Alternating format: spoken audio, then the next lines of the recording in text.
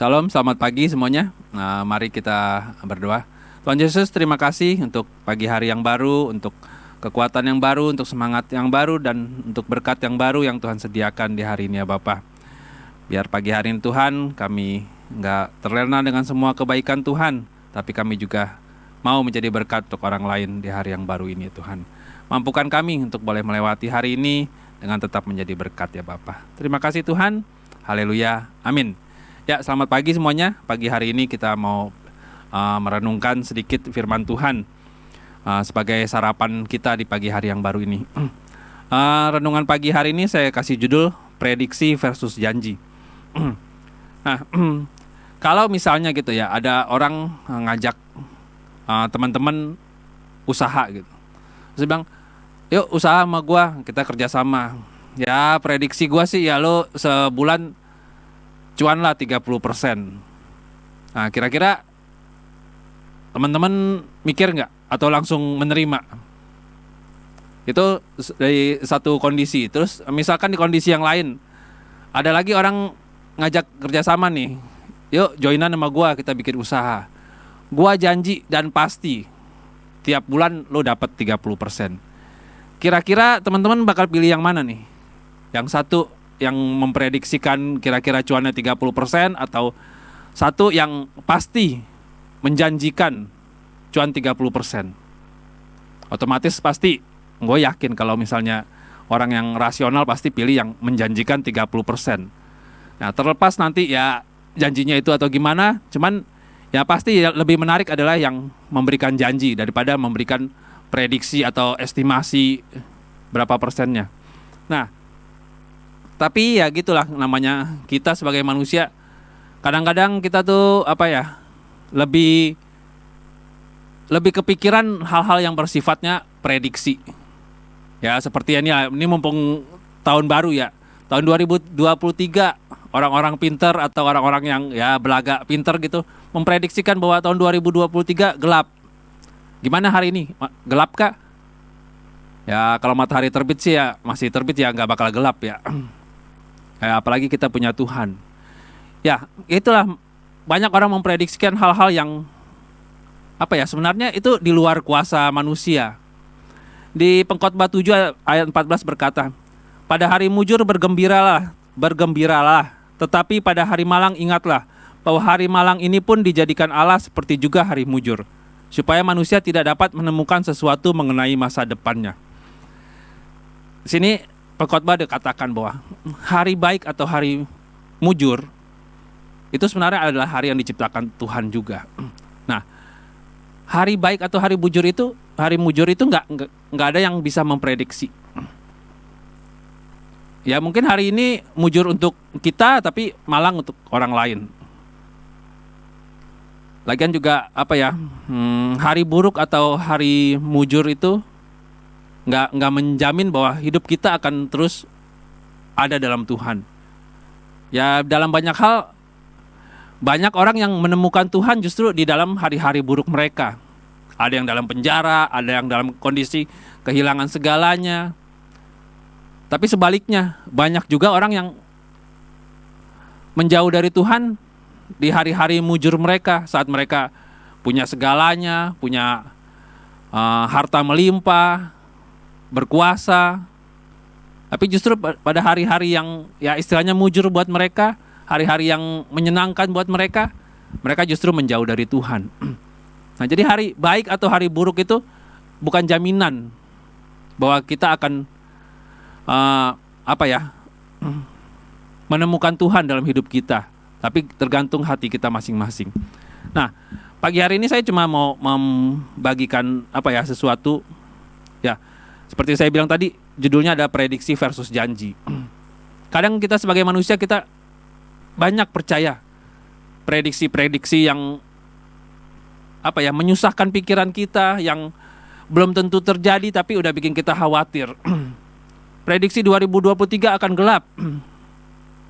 Banyak orang berpikir, wah tahun 2023 ini gimana nih? Sepanjang tahun 2023 nanti kita gimana? Mau makan apa? Ya elah, kalau kita mikirin sepanjang tahun 2023 bisa gila kita. Tuhan aja udah berkata, kesusahan sehari cukuplah untuk sehari. Ya masa kita mau mikirin kesusahan selama 365 hari? Kalau saya sih nggak sanggup ya.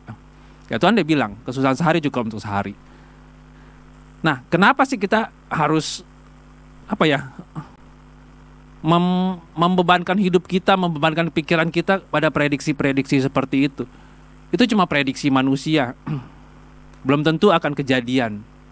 Siapa yang pernah memprediksikan bahwa kita kemarin akan kena corona sampai berapa tahun? Nggak ada. Sesuatu yang diprediksikan manusia itu hanya hitung-hitungan kondisi sekarang, melihat kondisi sekarang, diperkirakan akan seperti ini. Tapi Tuhan dia bilang bahwa hari baik, hari mujur itu tertutup untuk manusia. Tuhan bilang kita nggak bisa melihat hari esok. Jadi kita harus tetap mengandalkan Tuhan. Kenapa kita harus membebankan hati, pikiran, dan segala daya kita pada prediksi-prediksi yang belum tentu jelas itu? Padahal ada satu hal yang lebih jelas, yaitu janji Tuhan. Janji Tuhan adalah yes dan amin.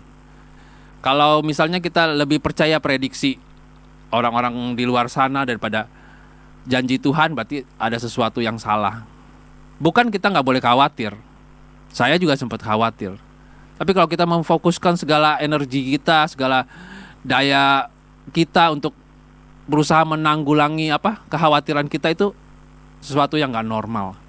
Ya saya sih nggak akan membacakan janji-janji Tuhan yang ada dalam firman Tuhan ya. Ya itu mah banyak banget ya, saudara bisa cari sendirilah, dan mungkin juga kita semua udah tahu lah. Cuman saya pagi hari ini cuma mau mengingatkan aja gitu loh. Ya saya ambil sedikit dari firman Tuhan. Yeremia 29:11 berkata, sebab aku ini mengetahui rancangan apa yang ada padaku mengenai kamu. Demikianlah firman Tuhan, yaitu rancangan damai sejahtera dan bukan rancangan kecelakaan, untuk memberikan kepadamu hari depan yang penuh harapan. Itu satu. Yang lainnya adalah di Yohanes 14 ayat 27. Damai sejahtera ku tinggalkan bagimu, damai sejahteraku kuberikan kepadamu, dan apa yang kuberikan tidak seperti yang diberikan oleh dunia kepadamu. Janganlah gelisah dan gentar hatimu. Tuhan berkata bahwa apapun keadaan kita, apapun kondisi di depan kita, kita jangan gelisah dan gentar hati. Masih kurang, ada lagi di Matius 28 ayat 20b. Ini yang menjadi pegangan saya. Apapun keadaan saya, apapun keadaan kita, Tuhan berkata, dan ketahuilah aku menyertai kamu senantiasa sampai kepada akhir zaman. Akhir zaman loh guys, bukan sampai akhir tahun.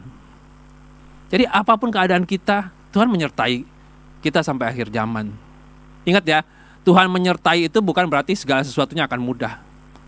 Enggak, Tuhan enggak akan bilang gitu. Kesusahan, kesulitan kita pasti tetap akan mengalami. Apalagi di masa-masa yang orang bilang akhir zaman ini. Kalau kita berdoa, Tuhan luputkanlah aku dari keadaan ini, dari kesulitan ini. Kalau Tuhan enggak luputkan, ya kita juga jangan berkecil hati. Apapun yang menjadi kehendak Tuhan, itu pasti akan terjadi.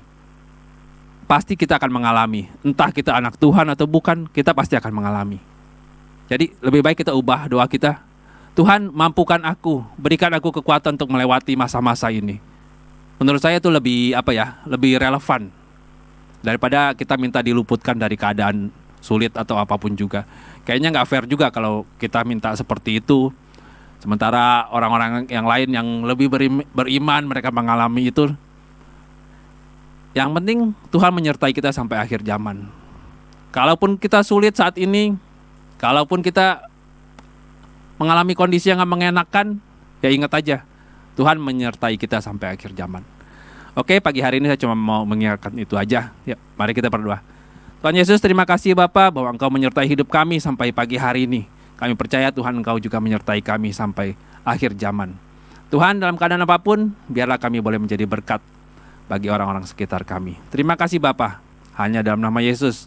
Haleluya. Amin.